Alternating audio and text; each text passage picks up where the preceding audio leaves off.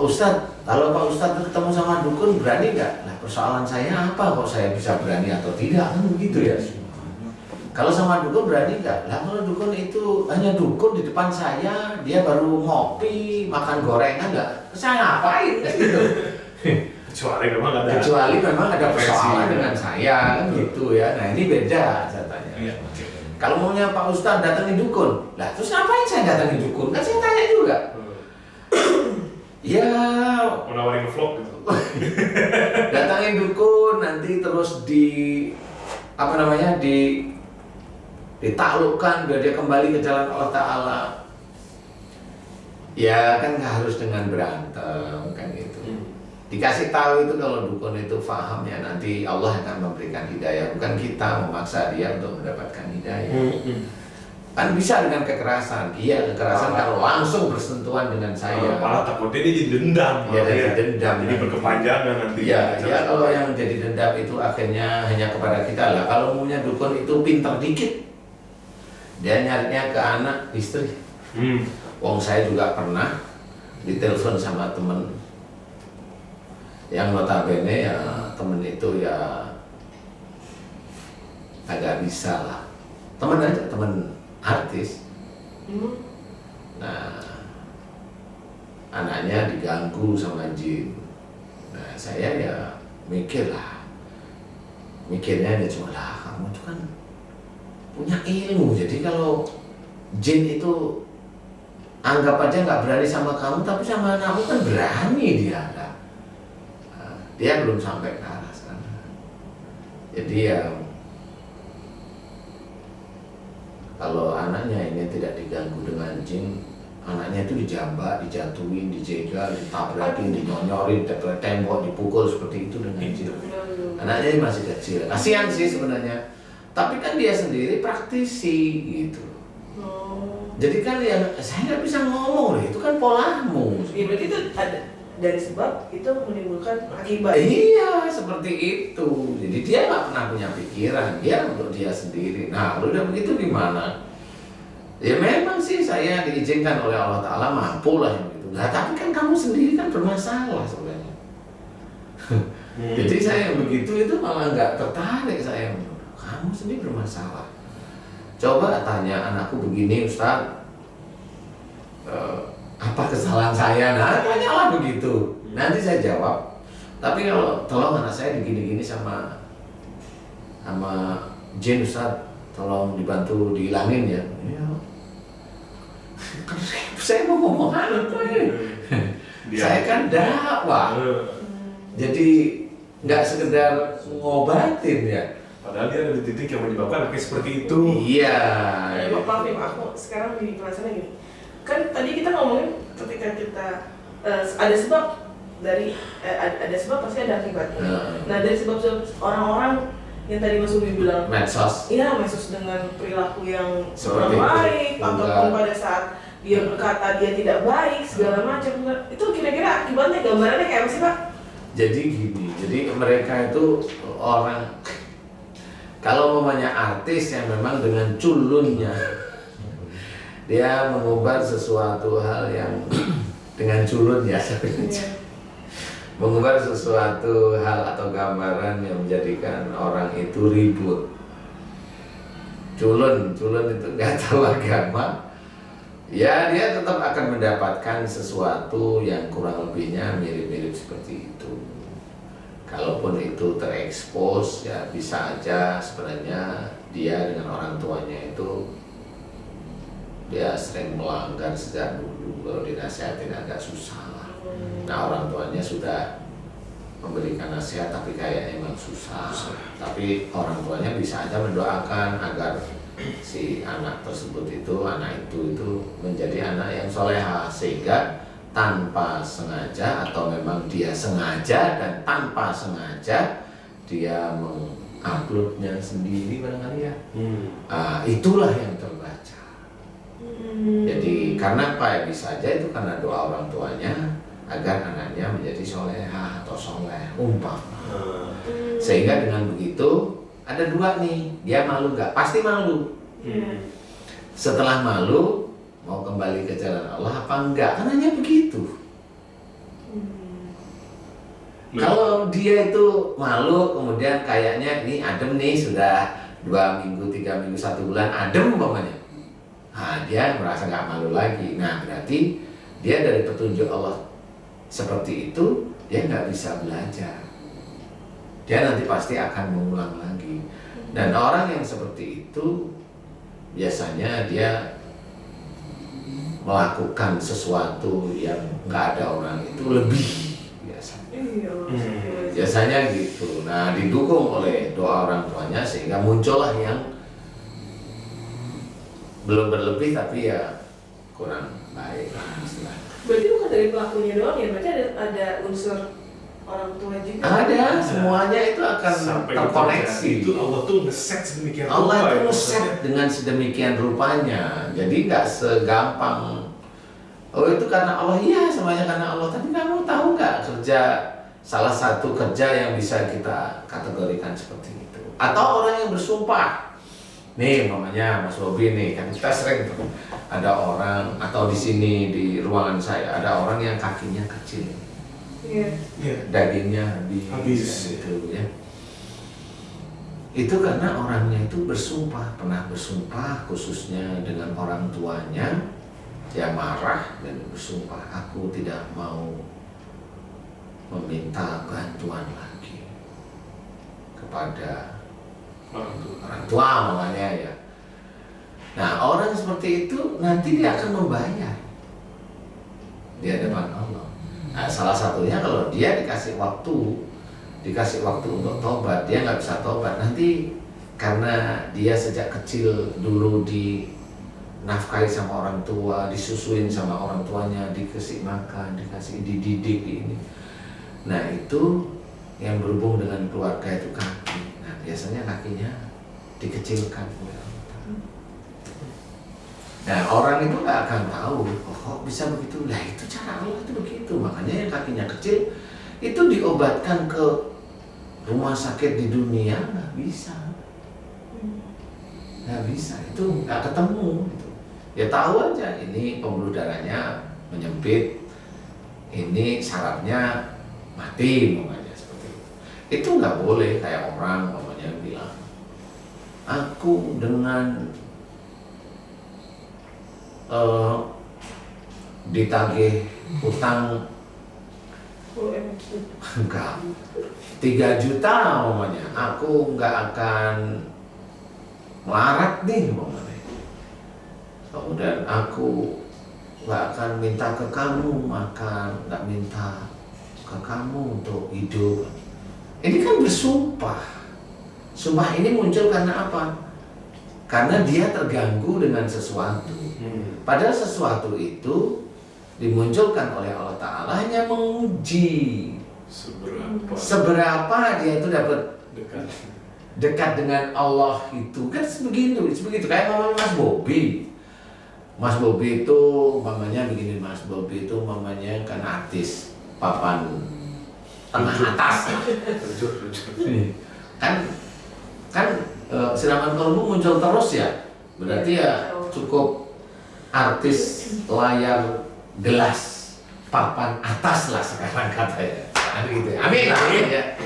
Nah, suatu ketika Mas Bobi itu lupa beneran mamanya yang bayar listrik itu mamanya siapa biasanya? Ico, Riko. Siapa? Yang bayar listrik biasanya Istri. Nah, istri itu mamanya lupa suatu ketika lupa memang. Namanya orang lupa kan normal. Kalau lupa, tahu-tahu ada petugas PLN, Bapak siapa? Saya dari PLN. Kenapa Pak? Ini belum bayar listrik. Loh, lupa saya. Nah kemudian ibu mau beresin hari ini atau saya potong, saya putus nih. Hari ini saya selesaikan Pak. Kan gitu nih. Ya memang biasanya hari itu. Ini sudah, oh ya sudah nggak usah dipotong. Kan gitu nih. Nah pasti kan istri kan ngomong sama Mas Bobi ini. Manggilnya istri apa sih Mas Bobi? Manggil Mas Bobi apa sih? Ya. 90-an doang sih. Apa sih manggilnya? Ya kadang papi mami. Harus tahu ini banget. Iya. Papi mami kayak orang VOC ya. Orang Belanda. Ya sudah. Pi. Iya. Pi. Pakai unyu aja unyu. Unyu. Saya yang susah ngomongnya. Iya. Pi, gitu aja ya. Pi, tadi orang-orang PKN tuh datang mau motong. Emang kenapa nih? Aku tuh lupa bayarnya. Oh, terus udah mau bayar belum kan gitu? Udah sih, terus gimana? Ya udah nggak diputus. Oh ya sudah.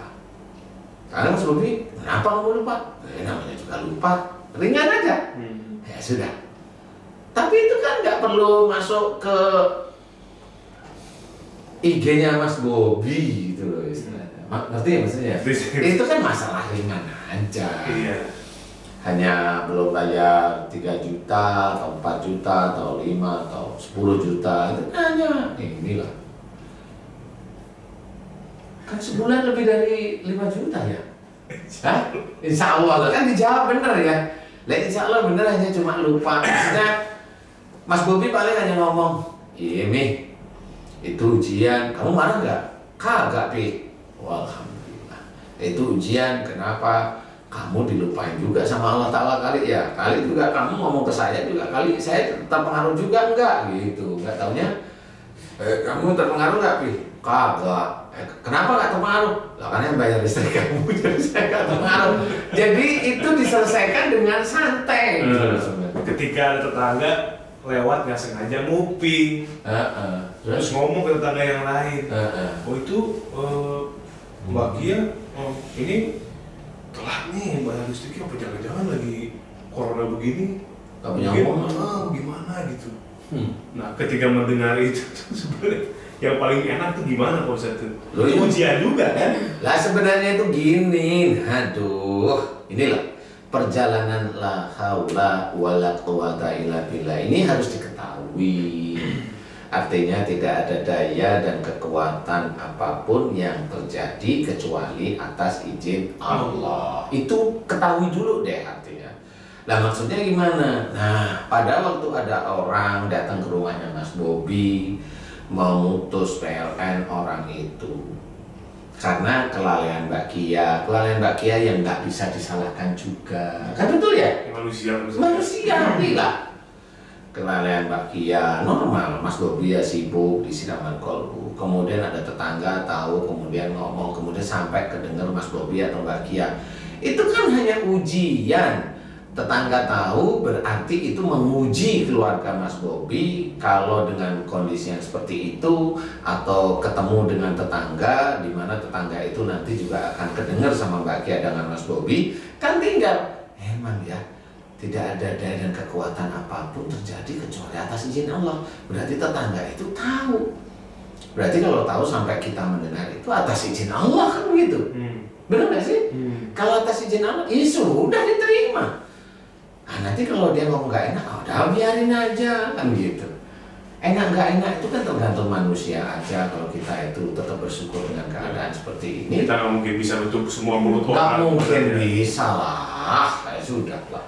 Anggap aja kalau memang itu ada namanya sosmed ngomong, Mas Bobi nggak bisa bayar air, nggak bisa bayar listrik, dan ini ada satu nggak bisa bayar air kayaknya insya Allah nggak bisa bayar listrik insya Allah nggak. Nah ini ada kalimat nih, belum DP Mercy. Nah itu kan beda lagi, ini beda nih. Kan kalau ludah loh. Kalau Mas Bobi belum DP Mercy C 250 itu beda, itu belum Ini ya. masuk media online gimana ini? Itu belum, memang belum kan gitu ya, kan belum.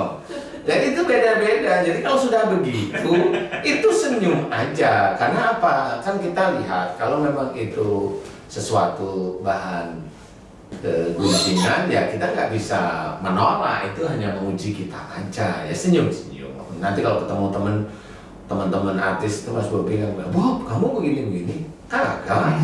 Hanya ada begini. Ya nggak apa-apa saya yang nulis-nulis. Yang nulis kan bukan saya. Yang nulis ya sono ya nggak ngalamin kan mamanya yang nulis kan gitu ya. Jadi kalau saya kagak, nah udah nggak ada masalah kok. Memang ada yang datang kemarin itu ya karena lupa aja Kia. Ya kan istri saya sibuk kan gampang. Satu yang saya belum itu apa? DP Mercy. Itu belum. Tapi yang gampang. Siap, benar. Insya Allah bentar lagi lah gitu. Amin. Nah itu kan jelas sih. Iya. Gitu. Berarti intinya gini Pak Ustadz, mau di sosial media, mau di tempat bekerja, mau di lingkungan bermain, komplek, di rumah, semua kita sebagai manusia tidak akan pernah lepas dari petunjuk dan ujian Allah. Iya, nah itu petunjuk. Petunjuk ya maksudnya. Agar Allah menguji. Kalau momennya Mas Bobi itu momennya sudah disiraman kolbu, sudah sering mendengar kata-kata yang baik, bijak, benar dari Quran. Kan gitu nih. Otomatis kan biasanya Mas Bobi itu agak lebih tenang. Kalau momennya dengar di sosmed itu langsung, ini kurang ajar nih orang. Nah, berarti Mas Bobi itu belum bisa mengamalkan. Nah itu jangan. Tapi masih nggak apa-apa kalau Mas Bobi kan belum jadi pendakwah, jadi masih belum apa. Kalau Mas Bobi pendakwah ya kalau bisa jangan lah. Itu malaikat kiraman katibin itu akan mencatat nanti. Aduh, janganlah. Ya kan? Jadi ketika seseorang memberanikan diri atau yang masuk dalam dunia yang baru lagi seperti sosmed, ini kan transisi maksudnya. Dulu waktu zaman tahun ke tahun saya SMP, SMA, kuliah kan sosmed itu nggak seperti ini dulu. Tapi ketika kita sudah masuk ke era digital seperti ini, kita harus siap dengan segala konsekuensinya. Dengan apa yang kita lakukan, apa yang kita tanam, itu yang kita tuai. Apa yang kita posting, itu yang akan kita dapatkan komentarnya. Iya kan? Benar nggak Mas? Jadi harus siap dengan segala sesuatu. Dengan segala sesuatunya. Intinya apapun yang terjadi, semuanya atas izin Allah. Semua perkara yang positif. Betul, semua perkara. Yang enak, yang nggak enak, tetap kita bersyukur aja. Iya, bersyukur aja. Itu buatan kita sendiri. Iya. Atau itu tempat untuk menguji. Umpamanya saya diuji dengan yaitu tadi, umpamanya diuji Mercy. Bukan Mercy. Bukan. Saya telepon nih sama anak buah saya nih. Telepon nggak dijemput-jemput. Ya saya jalan kaki. Iya, betul. Itu ujian juga. Iya, senyum-senyum aja. Dari bosan agak gitu kok.